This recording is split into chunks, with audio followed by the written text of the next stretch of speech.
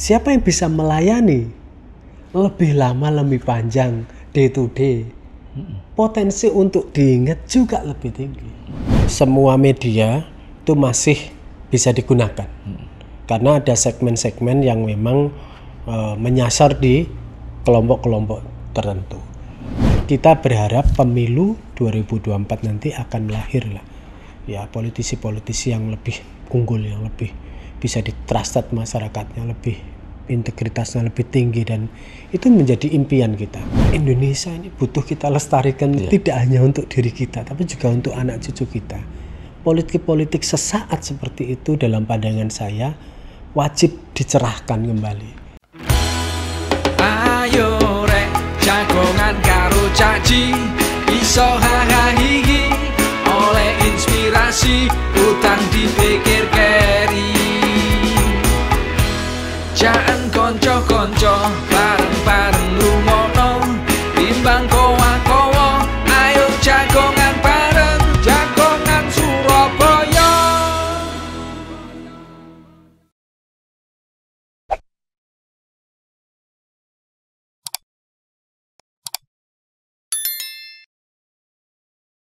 Halo rek, ketemu meneng oleh jagongan Surabaya, jagongan karo cacake arek Surabaya. Sekarang kita mau jagongan dengan seorang pengamat politik, khususnya yang sering mengamati perkembangan politik yang ada di kota Surabaya dan Jawa Timur pada umumnya. Beliau juga seorang dosen FISIP di Universitas Trunojoyo Madura, Bangkalan. Dia juga seorang surveyor di mana yang tergabung dalam SSC Surabaya Center, Surabaya Survey Center. Surabaya Survey Center. Beliau ini adalah Bapak Surokim Esos MSI. Gimana kabarnya Pak Surokim? Alhamdulillah. Sehat Pak Wali. Sehat ya? Aduh, enak caci aja, lebih akrab lagi kita. Siap. Bapaknya arek Surabaya. Caca arek Surabaya. Pak Surokim, ini kan sudah tahun 2002 ya? 2022. 2022, maaf. 2022. Sebentar lagi kita menginjak tahun politik di tahun 2024. Secara serentak. Di 2024 ada pesta demokrasi 2 kali, ada pileg dan pilpres, dan ada pilkada secara serentak, yaitu pilkada kepala daerah tingkat 2 dan pilgub pilihan gubernur. Dalam mengamati seperti ini, sekarang ini kan partai-partai politik sudah mulai bergerak ya. Tentunya mereka juga akan mempersiapkan dengan adanya pilpres dan pileg. Keuntungannya apa dan kerugiannya apa bagi partai yang nantinya apabila mungkin calonnya ini digabungkan calon pilpres bersamaan dengan pileg. Keuntungan dan kerugiannya apa? Jadi kita sekarang ini pasca pandemi. Situasinya tentu berbeda dengan sebelum-sebelumnya. Bahkan disruption itu membuat semuanya berubah drastis dan tidak semuanya positif. Hampir perubahan itu juga membawa impact negatif yang cukup besar. Nah, karena situasi yang berubah itu akhirnya ya sama seperti rumus yang kita sering kali pelajari tentang evolusi ya. Siapa yang bisa adaptif, dia yang bisa survive. Siapa yang bisa bertahan, dia yang punya peluang untuk berkembang. Nah, karena itu memang tidak ada rumus yang mujarab. 2024 pun juga mungkin data-data survei sekarang sudah bisa dilihat trennya, tetapi itu juga belum jaminan. Karena perubahan lingkungan ini sangat cepat. Sangat cepat. Teknologi, regulasi, dan semuanya membutuhkan antisipasi lebih dini. Nah, karena itu kalau saya ditanya kira-kira siapa yang akan memenangkan persaingan di 2024? Ya mereka-mereka yang adaptif, bisa mengikuti perubahan lingkungan itu. Jadi seperti perubahan regulasi, dia bisa mengikuti perubahan teknologi, dia bisa mengikuti, termasuk juga perubahan-perubahan lingkungan di sekitarnya dia. Karena kecenderungan pola perilaku memilih juga terus berubah. Ya. Jadi yang semula mungkin simpel, sekarang kompleks sekali. Orang memilih partai, memilih caleg tidak sesimpel dulu yang kita bayangkan. Sekarang variabelnya kian waktu tambah terus itu. Jadi tantangannya memang luar biasa. Tantangannya cukup besar dan itulah yang membuat situasi 2024 rumit dan tidak mudah bagi siapa saja. Sehingga kalau Cak Ji sering ngomong, ayo kerja gitu ya. Membersamai tiap hari. Ya itu bagian dari ikhtiar untuk itu. Karena kita semua tahu bahwa sering partai, ya kan, calon anggota legislatif itu kan baru bekerja menjelang pemilihan. Nah, itu juga mengandung risiko yang besar. Karena kalau sampai ada yang ya ini sama sebenarnya rumus partai politik, rumus pemerintah itu kan sama, 3M. Itu pertama membersamai, ya, melayani, ya, menyejahterakan. Kan sebenarnya itu saja. Siapa yang bisa membersamai sepanjang waktu tentu akan punya ikatan psikologis yang lebih besar. Gitu. Siapa yang bisa melayani lebih lama, lebih panjang, day to day, potensi untuk diingat juga lebih tinggi. Tapi yang memang paling berat ya nomor 3 ini, mensejahterakan ini. Ya paling tidak kalau tidak bisa ketiga-tiganya ya nomor 1 ini politik tepuk bahu ini yang menurut saya paling penting, yaitu membersamai. Sehingga kalau ada masyarakat nanya apa gunanya partai politik, apa gunanya pemerintah gitu ya, apa gunanya politisi, ya. Kan kalau tidak ada gunanya ya berarti tidak perlu ya, wujuduhu ka'adami gitu Pak Caci. Iya, semua adanya seperti tidak adanya gitu. Nah supaya kemudian tidak wujuduhu ka'adami, ya kerja politik sepanjang masa tadi penting. Dan itu tidak mudah, butuh energi yang besar, butuh effort yang luar biasa. Jadi inilah yang kemudian akan membedakan, akan menjadi ciri pembeda. Jadi gimana caranya membersamai, gimana caranya melayani, bagaimana caranya mensejahterakan. Sebenarnya rumus di dalam politik itu sebenarnya sederhananya 3M itu. Siapa yang bisa membersamai sepanjang waktu, siapa yang bisa melayani sepanjang hari, siapa yang bisa mensejahterakan. Insya Allah dia akan punya peluang untuk diingat. Kalau sudah diingat, pasti orang akan mensikapi. Kalau sudah punya sikap, pasti dia actionnya akan memilih. Jadi dan itu pun tidak mudah. Kadang-kadang gradasinya itu bisa separuh-separuh.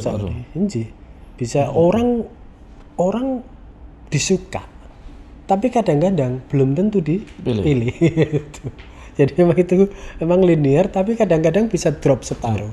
Dan cara memaintain itu, memelihara itu satu-satunya ya dengan cara tadi membersamai, melayani dan mendorong. Kalau ada masalah dia datang gitu. Yang sering terjadi sekarang ini justru membawa masalah gitu. Jadi tidak solutif itu. Jadi harusnya ini ada masalah yang dihadapi masyarakat, politisi datang, partai politik datang, caleg datang, pemerintah datang gitu. Tapi yang sering terjadi, jadi masyarakat sedang menghadapi masalah, ini yang datang justru membawa masalah gitu. Nah kecepatan ini juga penting karena biasanya di dalam politik siapa yang paling cepat dia datang biasanya lebih diingat pertama kali, positioningnya dapat. praktik itu Cak Ji sudah sering praktikkan sebagai cacaknya para anak-anak Surabaya. Jadi kami ini sebenarnya Cak Ji ya punya hutang budi juga ya, karena kan dari nama lembaga kami aja sudah Surabaya Survey Center di situ. Ada banyak orang yang nanya kok tidak Indonesia Survey Center gitu ya. Jadi kami ini 15 tahun Cak. 15 tahun. Jadi bukan baru kemarin. Kita mengawal demokrasi ini sudah 15 tahun. Sama persis begitu saya jadi PNS, jadi dosen saat itulah tahun. SSC hadir. Dan bayangkan sekarang berarti sudah 22, berarti memang sudah 15 tahunan gitu ya usia. Dan menurut saya memang banyak sekali tantangan, rintangan gitu, dan membersamai, mengawal demokrasi itu tidak mudah dalam situasi politik seperti itu. Cak Ji tahu sendiri bagaimana kita jumpalitan, kita coba mempertahankan apa yang selalu kita yakini sebagai aset independensi, trust publik gitu, dan itu yang membuat saya tadi Cak Ji, ayo ngobrolin yuk. Barangkali nanti bisa jadi pencerahan. Kok banyak ya sekarang lembaga-lembaga survei hadir gitu ya. Gitu. Tapi sekali lagi di sana ada trust, di sana ada kepercayaan, di sana ada track record yang insya Allah kami mohon doanya supaya juga teman-teman Surabaya Survey Center di mana depannya ada Surabaya, membawa nama Surabaya ini bisa tetap ya istiqomah gitu istilahnya.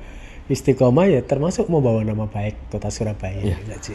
Masalah survei Pak Surokim, tentunya kadangkala orang ngomong, wah survei ku daul-daul. Nah, kevalitan survei itu sendiri itu berapa persen?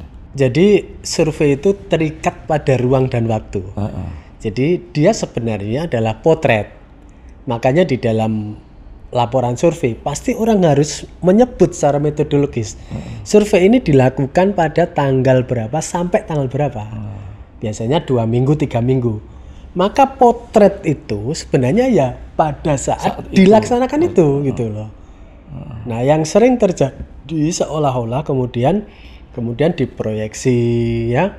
Ini macam-macam akhirnya untuk kepentingan politik tertentu. Sebenarnya dia itu hanya merekam pada saat dia dilakukan di survei itu. Jadi kan survei itu kalau 3 minggu ya itu sebenarnya potret 3 minggu yang ada di benak masyarakat, di benak publik gitu. 3 minggu ya batasnya ya? Biasanya kalau orang survei itu kan butuh waktu baik untuk kegiatan lapangan sampai analisis itu rata-rata ya 3 minggu. Masa berlakunya begitu survei? Ya. Masa berlakunya pada saat pengambilan data itu. Pada saat pengambilan data. Jadi kalau pengambilan datanya 2 minggu, berarti sebenarnya dia adalah potret 2 minggu itu. Cuman ini kan bisa di tracking. Oh sebulan, taruhlah 3 bulan kemarin kok posisinya di sekian persen. Oh sekarang ada kenaikan atau ada penurunan. Jadi bisa untuk tren itu. Tapi kalau sekali survei, lalu kemudian bisa macam-macam proyeksinya, nah itu juga patut dipertanyakan gitu.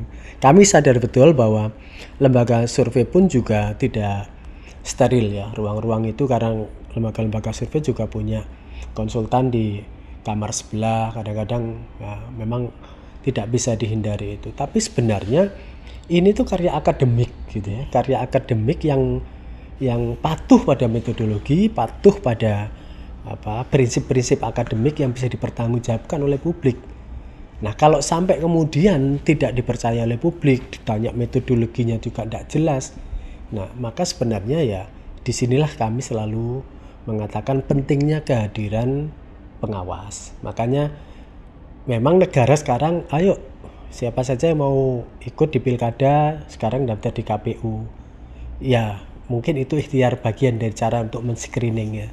Tapi harusnya memang ada semacam komisi etik sendiri yang kalau seandainya ada keberatan masyarakat, ini kok tidak valid ini, surveinya begini-begini, maka yang memeriksa komisi etis itu. Dan insya Allah lembaga-lembaga survei yang tergabung dalam asosiasi insya Allah Kredibel nggih. dan bisa dipertanggungjawabkan. Dan sebenarnya ini kan ya bukan pekerjaan satu sesi. Iya.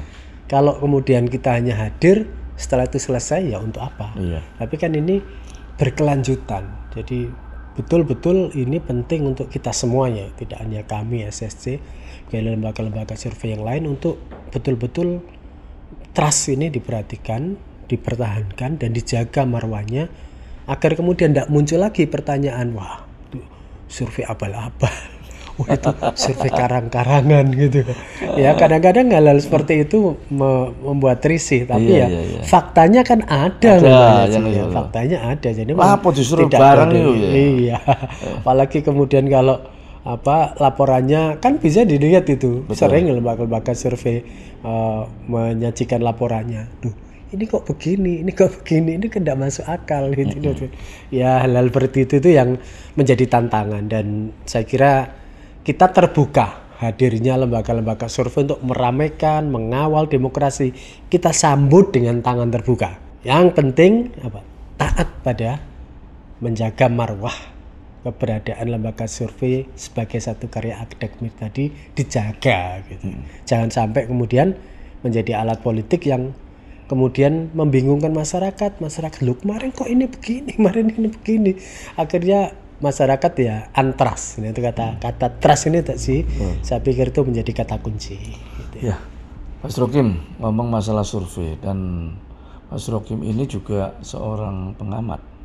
Artinya mereka setiap ada kejadian-kejadian politik atau perkembangan politik, baik itu yang ada di Surabaya maupun di Indonesia, tapi lebih banyak mengamati yang di Surabaya. Dalam mengamati ini tentunya gimana sih perkembangan perpolitikan di Surabaya ini? Dinamis. Jadi politik memang kejutan-kejutannya itu relatif menarik gitu ya. Jadi dinamikanya tinggi. Interplaynya bahasanya orang-orang politik, tarik ulurnya juga tinggi. Dan itu yang kadang-kadang membuat pengamat mohon dipahami tidak bisa membahagiakan semuanya. Bahwa kita memang bukan alat pemuas untuk itu. Jadi kita diminta untuk memberi tanggapan atas apa yang terjadi, untuk sebenarnya mengingatkan on the track, patuh pada prinsip-prinsip publik atau tidak. Jadi sebenarnya keberadaan para pengamat, para peneliti itu sebenarnya di situ Caci. Ini kan ada interplay, tarik ulur, tarik-tarikan begitu. Siapa yang kemudian bisa menjaga ruang itu supaya kemudian bisa pro publik, pro masyarakat, pro kepentingan bersama. Nah, hadirnya pengamat-pengamat itu sebenarnya untuk menjaga itu. Walaupun kadang-kadang tarik ulurnya tinggi, dinamikanya tinggi, tapi sepanjang para akademisi, para pengamat bisa memahami kepentingan bersama, ruang publik itu, ya menurut saya akan maslahah dan akan menjadi partner yang ideal bagi pemerintah kota, bagi partai politik, bagi politisi gitu ya. Dan supaya kemudian senantiasa ada yang mengingatkan bahwa oh ini kurang begini, harusnya begini. Jadi saya kira di sana dialektikanya. Jadi pertemuan para pengamat akademisi dengan para pelaku-pelaku politik pemerintahan, partai politik, saya kira ketemunya akan ada di sana. Sebenarnya sama-sama memperjuangkan kepentingan dan kemaslahatan publik gitu. Ada syarat khusus untuk jadi pengamat? Karena kadang-kadang ngamati toh, apa cerita lah. Kan harus ada. Saya jadi ingat kuyan gini ya. Kalau konsultan itu sembarangan bisa ya. Bisa jawab. Iya. Tapi menjalankan belum tentu. Taruhlah saya mengkritik Cak Jing gitu. Belum tentu kalau saya dipercaya seperti beliau juga bisa. Konsultan itu memang bisa menjawab semuanya ya, bisa memberi saran-saran semuanya, tapi belum tentu juga kalau disuruh jadi menjadi eksekutor bisa.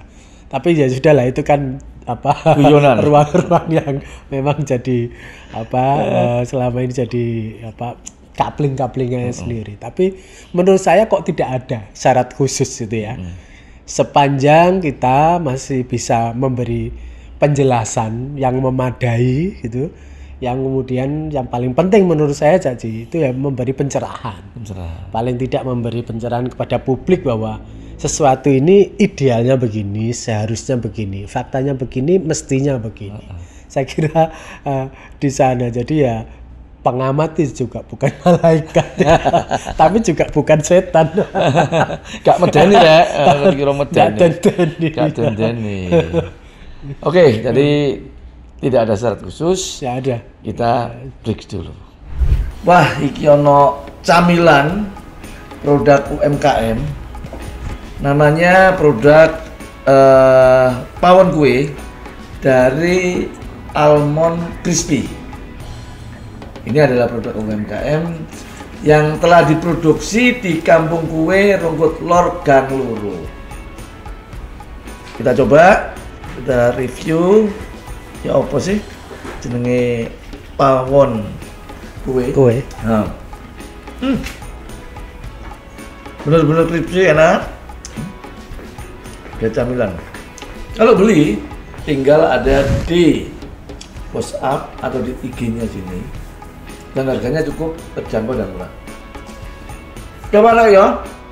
Di Kampung Kue Rungkut Lor Gang Loro. Kita cicipi produk pawon kue seperti apa.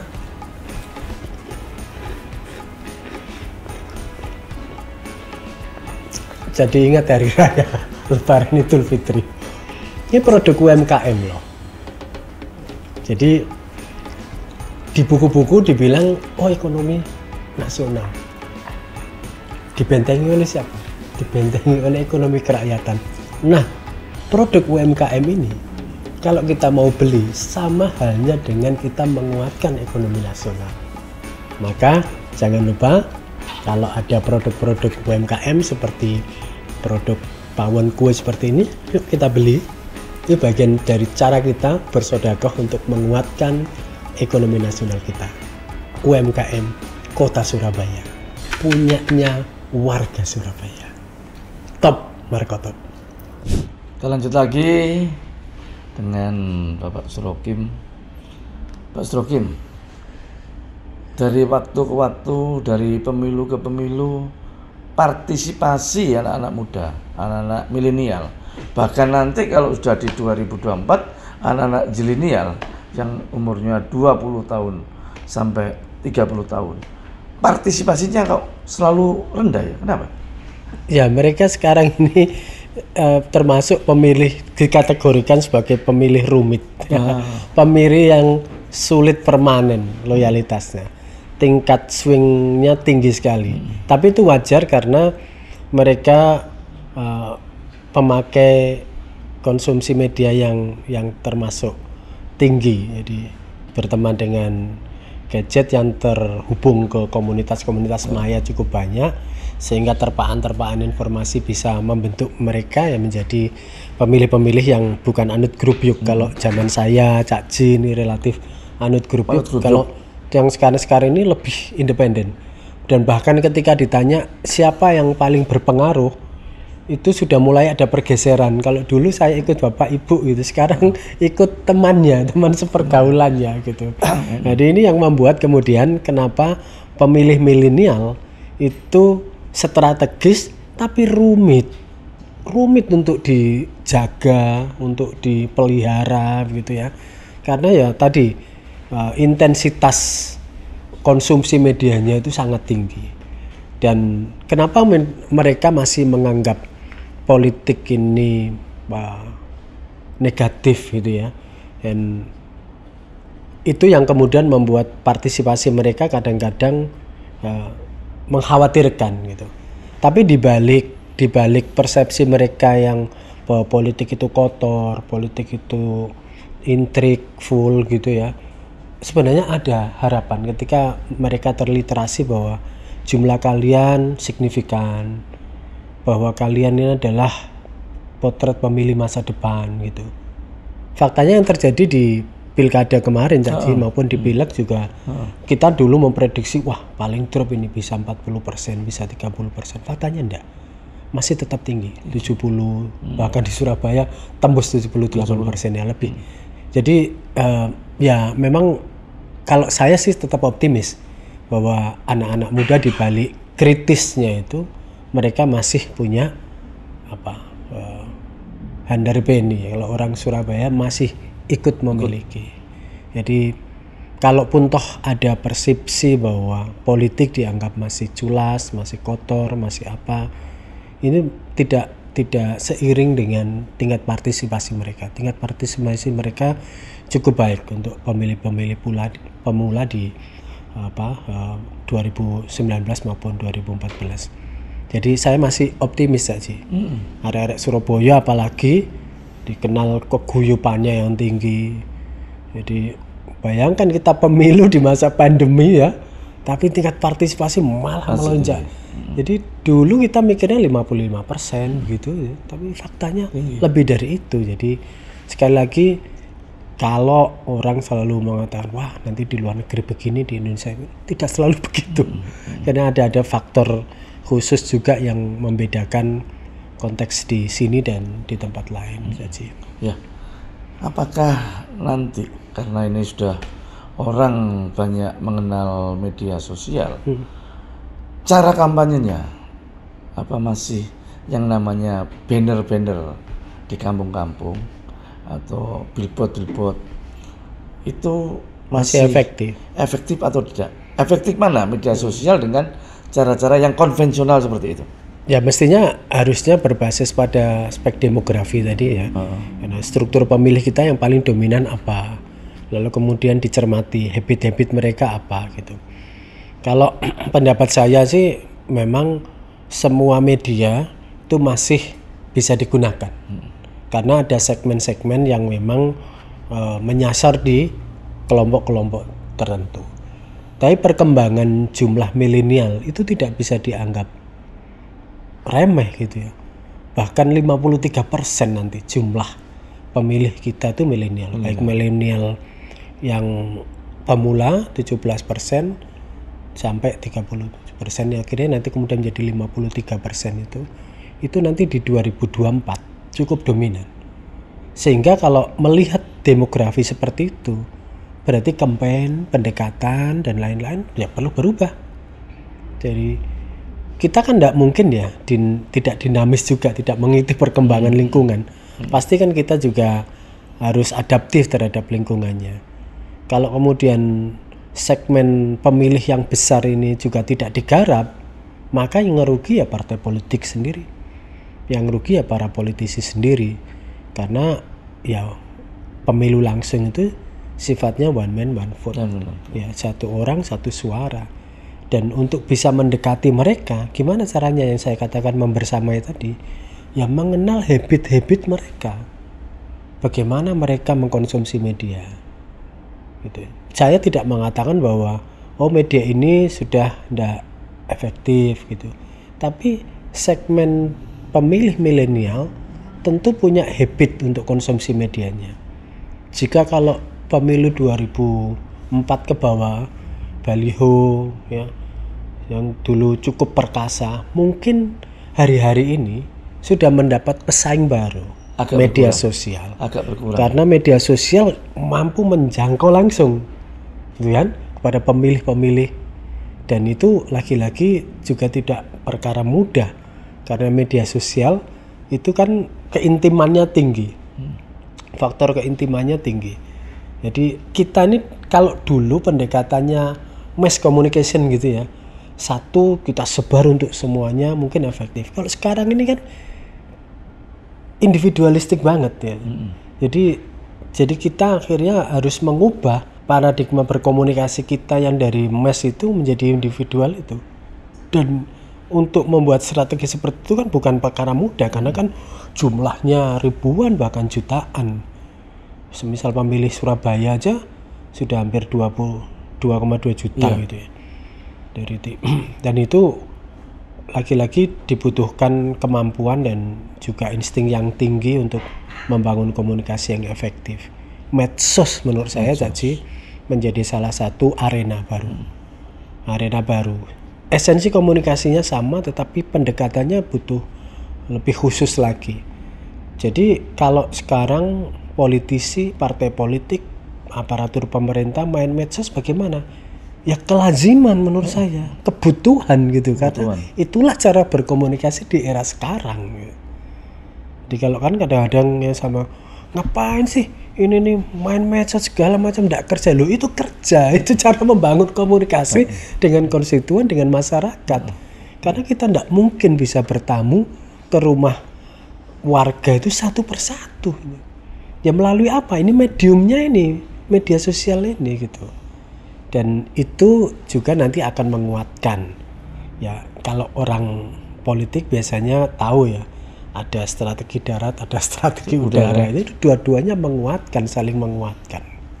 Jadi saya kira ya medium, misalnya lagi ini rumusnya tetap medium. Komunikasi menjadi penting, bahwa sekarang bentuknya berubah, ya silakan adaptasi. Silakan memanfaatkan supaya bisa membangun komunikasi lebih lancar, lebih baik, dan yang paling penting tadi bisa membersamai sepanjang waktu. Itu yang menurut saya sering dilupakan, karena seolah-olah kerja politik itu kerja tahunan menjelang pemilu saja gitu. Akhirnya yang diingat masyarakat ya begitu. Akhirnya money politik masih tetap tinggi. Orang kadang-kadang ya sudah, nanti enggak usah, ngapain sih mereka ngurusin kebutuhannya mereka, melayani mereka, atau nanti faktanya nanti saya bisa ngasih uang untuk milih saya. Masih ada persepsi seperti itu. Ya, kita ngomong masalah uang, artinya ada terjadi MP, money politik di Surabaya. Ini kan ya kita untung lah hidup di Surabaya. Kebanyakan masyarakatnya masih rasional. Milih rasional, di mana mereka yang tadi dikatakan Pak Suroki, mereka yang mampu mendekati, mereka yang intent untuk bisa bersanding dengan mereka atau intent untuk melayani, itu akan lebih diingat, akan lebih mendapat suatu perhatian, potensi daripada yang namanya MP tadi. Dan ini kejadian sudah beberapa kali pemilu, pilkada dan pemilu. Mungkin di beberapa kecamatan saja sih mungkin yang terjadi MP seperti itu. Tapi kalau Surabaya ini hampir ya rasional sekali, sangat rasional. Dengan rasionalnya seperti itu, maka strategi pemilu, kalau ngomong caleg ya strategi masing-masing para calon, tentunya mereka tadi yang dikatakan Pak Rokim ada 3 item, itu harus dijalankan. Kalau mereka tidak bisa menjalankan seperti itu, ya bablas. Oleh karena itu, belum tentu juga incumbent mereka akan bisa melakukan seperti itu. Kadang yang jadi incumbent, wis tadi kadang lali. Akhirnya teledor, gampang baru pada saat sudah terjadi pemilihan, oh iya kok kalah. Nah, inilah terjadi suatu masyarakat yang rasional. Kira-kira nanti dengan adanya Pilpres dan Pileg secara langsung, yang mana figur calon presidennya juga sangat berimbas pada calon partai politik yang mengusungnya. Apakah perkiraan kalau ngomong money politik Pilpres usah Indonesia ki ya apa carane nuku kan ya gak mungkin. Nah, jelas partai yang mengusung para calon ini ada nggak ekses efeknya itu, efek kepada para calon legislatifnya. Jadi kalau MP memang sejauh ini efektivitas di wilayah urban ya? Di wilayah perkotaan terus menurun. Alhamdulillah, berarti ini ada tren perkembangan pemilih rasional mulai signifikan. Memang masih ada angkanya, tapi kan dilihat dari 27% ke 23 ke 18 ke 14 itu kan turun terus tajam. Tapi kalau memang di rural area ya masih kadang-kadang lebih di atas itu, kadang-kadang 38% di beberapa daerah. Tapi kalau untuk Surabaya saya kira trennya terus menurun. Dan itu bisa dibaca sebagai bagian dari pemilih rasional tumbuh baik. Nah, dalam situasi politik seperti itu menurut saya justru ideal. Karena orang memilih tidak lagi berdasarkan pemberian uang gitu. Biasanya kalau pemilih rasional dia memperhatikan kapasitas, kompetensi, track record gitu. Jadi lebih pada ukuran-ukuran yang sifatnya kuantitatif gitu ya, yang bisa diukur dari indeks-indeks gitu. Tapi kalau sudah kena MP seperti itu, akhirnya kemudian itu tidak berlaku. Jadi dan itu berlaku bagi para pemilih-pemilih non rasional biasanya karena kebutuhan dan lain-lain gitu. Yang patut disyukuri menurut saya fenomena pertumbuhan pemilih-pemilih rasional seperti itu. Jadi bisa jadi ada tren juga di daerah urban, duitnya diterima, tapi dihukum tidak dipilih. Iya. Makanya yang tadi saya bilang efektivitas 11%, 14% itu dia dikasih uang dan mau menuruti yang ngasih. Tapi kan jumlah itu kecil, 14 itu. Kecil. Ternyata mereka yang menerima duitnya terus tidak menerima, tidak memilih dan menghukum itu jauh lebih banyak. Dan saya kira ini menarik gitu ya, berkah menurut saya upaya kita untuk mendorong pemilu berkualitas supaya tidak diwarnai oleh politik-politik pragmatis seperti itu. Dan ya efeknya tentu akan menjadikan kalau dalam bayangan saya kalau MP itu merajalela itu bisa dibayangkan berarti wakil-wakil yang akan dipilih oleh rakyat itu adalah mereka yang kelompok the have, kelompok berpunya gitu. Dan kalau itu yang terjadi, waduh, biaya sosialnya akan sangat besar, akan sangat tinggi, karena disparitas akan memunculkan banyak hal menurut saya efeknya. Kita wajib mencegah hal-hal seperti itu. Penyelenggara, regulasi kita, insya Allah sudah ke arah sana dan ya moga-moga saja ada kesadaran mungkin melalui podcast seperti ini Cak Ji nanti orang bisa melihat ya betul-betul yang dikatakan Cak Ji itu jadi waktunya kita menghukum politisi-politisi model seperti itu. Saya kira juga ini akan menjadi literasi politik yang baik dan harapan kita tentu caleg-caleg, pemimpin-pemimpin baik presiden maupun kepala daerah provinsi, kepala daerah kabupaten kota ya bisa membawa paling tidak ya tadi itu ya kemaslahatan politik kita ini. Karena kalau orang ditanya politik kita kok kian kotor ya dari waktu ke waktu, sementara kita juga bingung, pemilu ini besar biayanya. Makanya kapan hari ada yang usul gimana kalau enggak usah pemilu saja ya, memang itu ekstrim, tapi sebenarnya kritik yang mau diajukan itu kan mahal ini biayanya gitu. Nah, jangan sampai pemilu yang mahal ini menghasilkan politisi atau pemenang-pemenang yang memang tidak dalam tanda kutip bahasa saya ya yang tidak berkualitas. Dan kita ingin dari apa yang terjadi di level nasional, di level regional, di level lokal ini juga akan ada efek yang besar. Paling tidak ujung-ujungnya nanti pasti urutannya kan kualitas, kesejahteraan. Jadi menurut saya kita berharap pemilu 2024 nanti akan lahir lah ya politisi-politisi yang lebih unggul, yang lebih bisa ditrusted masyarakatnya, lebih integritasnya lebih tinggi, dan itu menjadi impian kita untuk dalam konteks kita ini membawa peradaban masyarakat kita jauh lebih baik dari yang sekarang. Jadi saya kok optimis, rasa-rasanya jumlah orang baik di negeri ini pasti lebih banyak. Cuman kadang-kadang kalau sampai orang baik ini tidak terliterasi dengan baik, yang terjadi ya munculnya politik-politik instan tadi ya, pragmatis tadi itu. Jadi yang kasihan yang mereka yang bekerja sungguh-sungguh, yang mereka membersamai masyarakat dari waktu ke waktu, akhirnya harus kalah dengan mereka yang pakai jalur pragmatis tadi itu. Yang terakhir, apakah masih efektif yang namanya black campaign atau politik identitas? Saya meyakini bahwa itu jalan pintas. Kita ingin membawa marwah politik kita ini berada pada marwah yang terhormat. Saya kira itu harus digarisbawahi oleh semua pihak.